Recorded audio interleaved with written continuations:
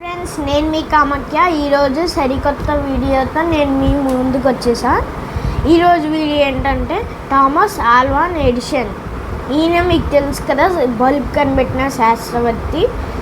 ఈయన గురించి స్టోరీ చెప్పబోతున్నాను. చిన్నప్పుడు స్టోరీ.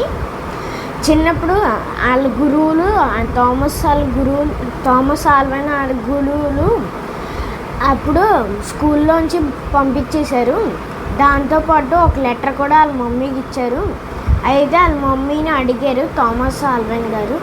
అడిగితే వాళ్ళ అమ్మ అన్నది, అందులో ఏం లేదు, నువ్వు చాలా తెలివైనోడు అంట, నిన్ను చదివించేంత వాళ్ళకి స్టామినా లేదంట, నువ్వు చాలా గొప్ప మంచివాడు అంట, నిన్ను చదివించలేరంట. వాళ్ళు ఈ పెద్ద స్కూల్లో ఏమన్నారు, ఈ ఊర్లో పెద్ద స్కూల్ అంటే ఆ స్కూల్లోనే చదివించలేకపోతే ఇంకా నేనే చదివిస్తాను అని వాళ్ళ అమ్మగారు అంటే, థామస్ ఆల్వా గారు డైలీ వాళ్ళ అమ్మ చదివించేది. అప్పుడు మధ్యాహ్నం వర్క్ చదివిస్తే మిగతా మధ్యాహ్నం అంతా మొత్తం ఎక్స్పెరిమెంట్లు చేసుకుంటూ ఉండేవారు.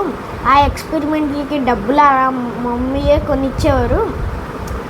అయితే కొన్ని రోజుల తర్వాత ఆయన అయ్యారు థామస్ ఆల్వా గారు. కొన్ని రోజుల తర్వాత పెద్ద ఆయన ఒక బల్బ్ కనిపెట్టారు.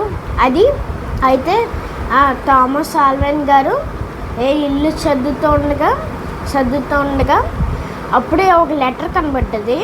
ఆయనేమో అది ఇది నా చిన్ననాటి లెటర్ అని చూస్తే అందులో ఆ స్కూల్ గురువులు ఏమన్నారంటే తిట్టి పంపించారు, నువ్వు మీ అబ్బాయి అసలు చదవట్లేదు, ఎందుకు పనికిరాడు, అసలు స్కూల్లో ఏం అప్పచెప్తే దాన్ని నెక్స్ట్ టైం మర్చిపోతున్నాడు, ఇలాంటి వాడిని మా స్కూల్లో ఉంచితే అందరు పిల్లలు చెడిపోతారు, అందుకే మీరు ఈ స్కూల్లో తీసుకెళ్ళిపోండి అని చెప్పి రాసింది.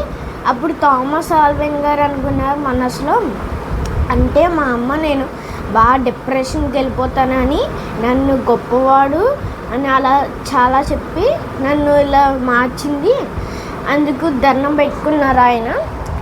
మీరు ఎప్పుడైనా ఈ భూమిలో అందరూ ఉన్నారు, అయినా మీరు వాళ్ళు ఓడిపోయినా మీరు ఎంకరేజ్ చేస్తే వాళ్ళు గెలుస్తారు. మీరు ఎప్పుడు డిస్కరేజ్ చేయొద్దు ప్లీజ్ ఫ్రెండ్స్. డిస్కరేజ్ మాత్రం ఎవరు చేయవద్దు. వాళ్ళకి ఇంకా డిప్రెషన్ వచ్చేసి అలా చనిపోతున్నారు. 10th క్లాస్లో కూడా అంతే, అందరూ నువ్వు ఫెయిల్ అయిపోయావు అని అనేసరికి వాళ్ళు విషం తాగేసి అలాంటి చేసి చనిపోతున్నారు.